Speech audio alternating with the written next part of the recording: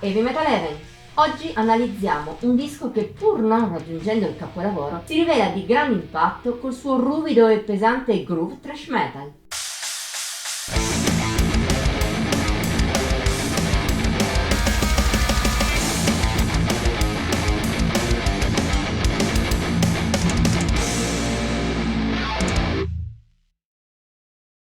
Spagna, una terra che un ascoltatore di musica comune potrebbe associare a sonorità solari, allegre o al massimo malinconiche. Eppure, a livello metal, la nazione iberica ha regalato nel corso degli anni tantissimi gruppi estremi, oscuri oppure rabbiosi, una tradizione a cui fanno riferimento anche i Vinoti. Nati nel lontano 2005, nei primi tempi hanno un po' faticato almeno a livello di discografia. È solo nel 2016 il primo full length, Despar su Mentira, un disco a cui senza fretta se ne sono uniti altri due.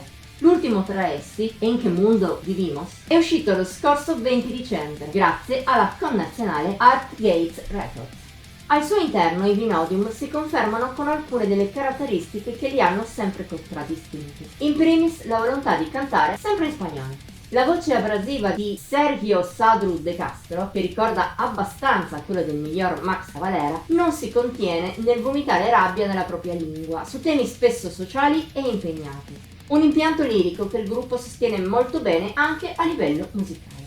Di base è un groove metal solido, compatto, di gran potenza, che non si fa problemi a rinforzarsi tornando indietro alle radici thrash del genere.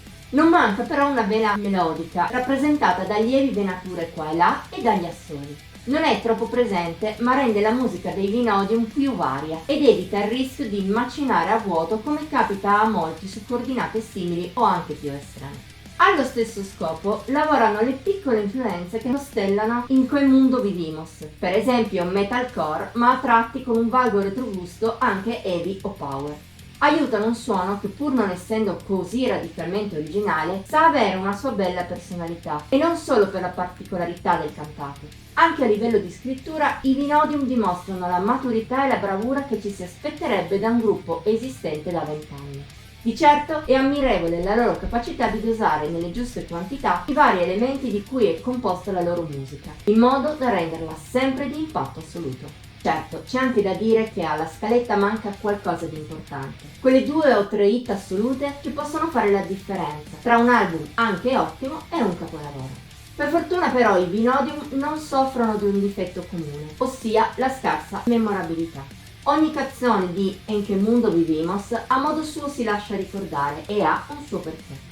E questo rende l'album valido, concreto e ben al di sopra della media, che sa intrattenere in maniera pesante e rabbiosa. Merita perciò del tutto la tua attenzione, se sei fan di groove e thrash metal moderno. Voto di Heavy Metal Heaven 82 su 100. Questa settimana si chiude qui. Se gli spagnoli hanno catturato la tua attenzione puoi mettere like al video, condividerlo e commentarlo. Ti esortiamo inoltre a iscriverti al canale ed attivare la campanella degli avvisi per non mancare nemmeno uno dei contenuti pubblicati ogni pochi giorni. Infine seguici su Facebook, Instagram e Pinterest. Come sempre trovi i link in descrizione. Ci vediamo la prossima volta!